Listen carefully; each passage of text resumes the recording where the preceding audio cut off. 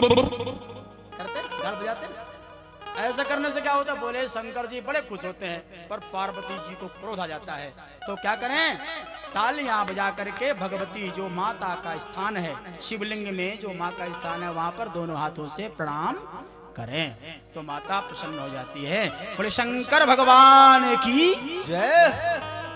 इस प्रकार से भगवान सुखदेव ने राजा परीक्षित को माता सती का प्रसंग सुनाया। अब कह रहे हैं परीक्षित, जो उत्तानपाद और प्रियव्रत नाम के दो बेटा हैं मनु महाराज के, उसमें से प्रियव्रत तो संत बन गए, उत्तानपाद जी का विवाह हुआ, पत्नी का नाम है सुनीति। कालांतर में माता सुनीति गर्भवती हो गई। उत्तानपाद आखेट के लिए भ्रमण कर रहे थे, दूसरे राज्य में गए तो वहां की कन्या से उन्हें प्रेम हो गया। उसके साथ भी उन्होंने विवाह किया। विवाह करके घर में ले आए, उसका नाम है सुरुचि। दो पत्नियां हो गई, बड़ी वाली का नाम सुनीति, छोटी वाली का नाम सुरुचि। माता सुनीति गर्भ अवस्था में है, सुरुचि बड़ी सुंदर है। उसने उत्तानपाद से कहा, राजन यदि आपको मेरे साथ आनंद विहार करना है तो आपको अपनी बड़ी पत्नी का त्याग करना पड़ेगा। और वह राजा उत्तानपाद अपनी छोटी पत्नी की सुंदरता में, लावण्य में इतना आकृष्ट है कि उसने अपनी सती सुलोचना, सुंदरी साध्वी पतिव्रता, परम कुलीन, उस सुशीला जैसी पत्नी का त्याग, जिसका नाम सुनीति है, गर्भावस्था में ही उत्तानपाद ने त्याग कर दिया। तुम हमारे घर से बाहर जाओ। माता सुनीति पति के द्वारा त्यागने पर घर से बाहर तो निकल आई, पर कहां जाए? पति ने त्याग दिया और पिता ने तो पहले ही विदा कर दिया। अब पिता के घर में कैसे जाए? तो क्या किया? राज्य के बाहर ही नारद आदि कुटिया बनाकर रहते हैं। माता सुनीति संत के शरण में चली गई। अब कथा बड़ी सुंदर है कि गर्भ के अवस्था में माता सुनीति ने संतों का संग किया। संतों की आश्रम में झाड़ू लगाती हैं, गोबर से लीपती हैं, सूखी लकड़ियां लेकर के आती हैं, संत प्रसाद बनाते हैं, भोग बनाते हैं, भगवान को पवाते हैं, संतजन प्रसाद पाते हैं, और जो शेष बच जाता है वह माता सुनीति को प्रसाद के रूप में प्रदान करते हैं। और माता सुनीति उन संतों का प्रसाद बड़े प्रेम से पाती हैं, और प्रसाद पाकर बर्तनों को अमनिया करती हैं, बर्तनों को साफ सुथरा करती हैं, झाड़ू करती हैं, पोछा करती हैं आश्रम में, और संतों के पीछे बैठ करके भगवान का संकीर्तन करती हैं, सत्संग करती हैं। समय व्यतीत हो गया और कालांतर में माता सुनीति के गर्भ से एक सुंदर बालक का जन्म हुआ। नारद जी ने उस बालक का नाम रखा है ध्रुव। ध्रुव का अर्थ होता है अटल, संकल्प को सिद्ध करने वाला, अपने स्थान से हिलने डुलने वाला नहीं, उसका नाम है ध्रुव। जो ठान ले वो पूरा करे, उसका नाम है ध्रुव। ध्रुव जी धीरे धीरे बड़े होने लगे। आज 5 वर्ष के हो गए हैं। मित्रों के साथ खेल रहे थे। इनके जो लक्षण है वो विलक्षण है।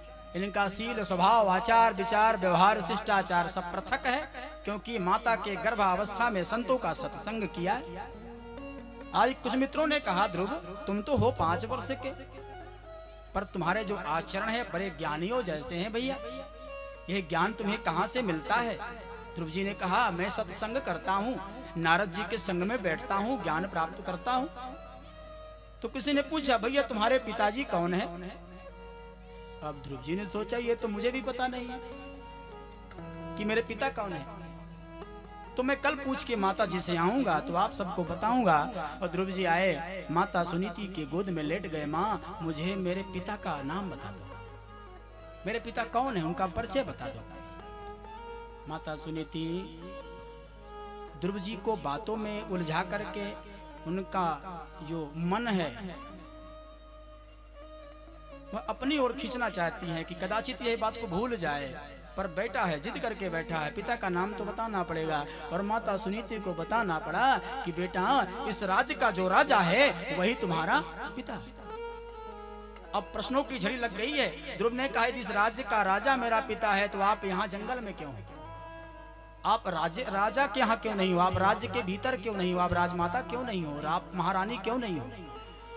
माता सुनीति ने सारी बातें ध्रुव जी को बता दी कि अब तुम्हारे पिता ने दूसरा विवाह कर लिया है, दूसरी पत्नी उनके पास आ गई है, उन्होंने मुझे त्याग दिया। ध्रुव ने कहा शास्त्र के अनुसार, नियम के अनुसार पहले पत्नी का पहला बेटा ही राज्य का प्रथम अधिकारी होता है। इसलिए आज मैं अपने पिता के पास जाऊंगा और अपना अधिकार लेकर के रहूंगा। 5 वर्ष का बालक, ना मन में कोई डर है, ना कोई चिंता, ना कोई भय। और वह ध्रुव आज राज्य के भीतर आया। सिंहासन पर उत्तानपाद और सुरुचि बैठे। ध्रुव जी ने बिना कुछ पूछे ही आकर के उत्तानपाद के गोदी पर बैठ गए। और जैसे ही ध्रुव जी बैठे, उस सुरुचि ने 5 वर्ष के बालक ध्रुव के हाथ को पकड़ करके दूर झटक दिया। जाकर के ध्रुव जी दूर पर गिरे, हिलकियों से रोने लगे। माँ, मेरा क्या अपराध है? आपने मुझे क्यों ऐसा दंड दिया? अब सुरुचि कहती है, अरे ध्रुव, तेरा जन्म मेरे गर्भ से नहीं हुआ है, इसलिए तुझको इस राज्य से फूटी कौड़ी भी मिलने वाली नहीं। तेरा जन्म सुनीति के गर्भ से हुआ है। तुझे यदि इस राज्य से कुछ चाहिए तो तू जंगल में जा, जंगल में जाकर तपस्या कर, तपस्या से भगवान को प्रकट कर और भगवान से वरदान मांग कि तेरा अगला जन्म मेरे गर्भ से हो। जब तू मेरे गर्भ से होकर के आएगा तभी तुझको इस राज्य में स्थान प्राप्त हो। सुरुचि की ऐसे बातों को सुन करके ध्रुव जी के पीड़ा की सीमा ना रही। वह हिलकियों से रोने लगे और रोते हुए उस राज्य को छोड़ करके अपनी माता सुनीति के गोद में आए। गोद में सिर रख करके ध्रुव जी जोर जोर से रोने लगे। माता सुनीति ने बेटे के आंखों से आंसू पोंछती हुई बोली, बेटा क्या बात है, क्यों रो रहे हो? ध्रुव ने कहा, माँ, मेरी जो विमाता हैं, माता सुरुचि ने मुझे ऐसे कटु वचन कहे हैं। उन्होंने कहा है कि जंगल में जाओ, तपस्या करो, भगवान को प्रसन्न करो, वरदान प्राप्त करो और मेरे गर्भ से आओगे तभी तुमको इस गद्दी की प्राप्ति हो। विचार करना। माता सुनीति ने जब सुना कि सुरुचि ने हमारे बेटे को तपस्या करने के लिए कहा है, तो माता सुनीति को क्रोध नहीं आया, वह प्रसन्न हो गई। और माता सुनीति ध्रुव से कहती है, बेटा, तुझे तपस्या करने कल जाना है तो आज ही जा, आज जाना है तो अभी जा। मैं दुनिया से कहूंगी मैं ध्रुव की माता हूं। क्यों? क्योंकि पुत्रवती जुबती जग सोई, रघुपति भगत जास सुत होई। वास्तविक में उसी माता का कोख, उसी माता का गर्भ पवित्र होता है जिसका बेटा भगवान के चरणों का अनुरागी होता है। जिसके गर्भ से उत्पन्न बेटा बेटी भगवत चरणारविंद के अनुयायी होते हैं, अनुरागी होते हैं, सत्संगी होते हैं। माता सुनीति कहती है, बेटा तुझे कल जाना है तो आज ही जा, आज जाना है तो अभी जा।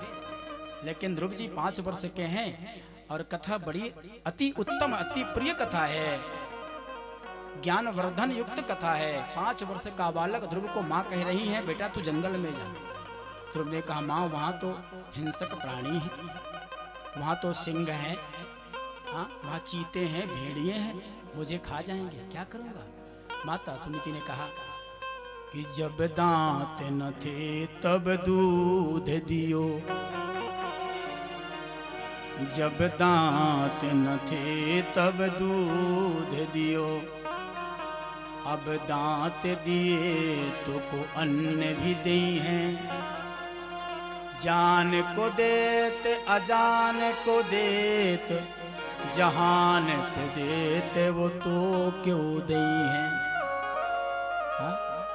रे मन मूरख सोच करे क्यों, सोच करे कछु हाथ न आई।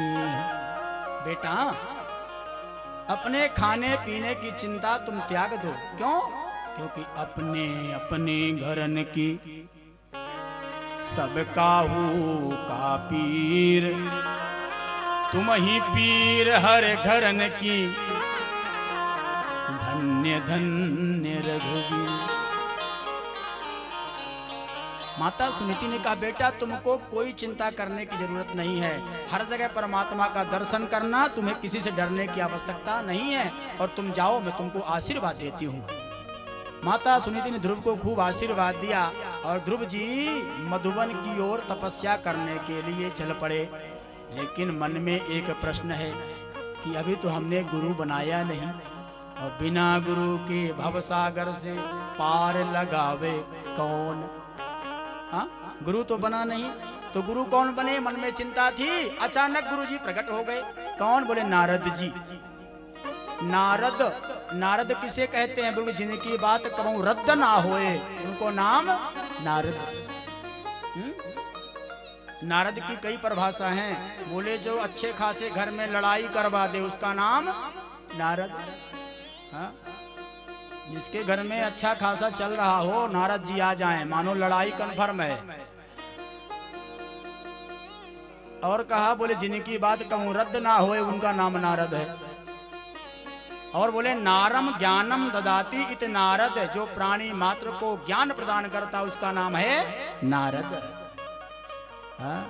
बोले जो जीव को भगवान से मिलाता है उसका नाम है नारद। ध्रुव जी ने प्रणाम किया और नारद जी से कहा, गुरुदेव मैं तपस्या करने जा रहा हूँ, मुझे गुरु दीक्षा प्रदान करें, गुरु मंत्र प्रदान करें। और गुरु जी प्रसन्न होकर के ध्रुव जी को 12 अक्षर मंत्र प्रदान कर दिया। ओम नमो भगवते वासुदेवाय।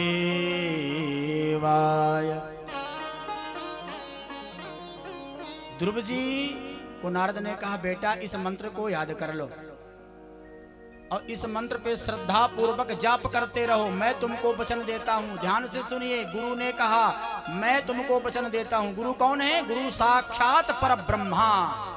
हाँ? ब्रह्मा विष्णु महेश तीनों से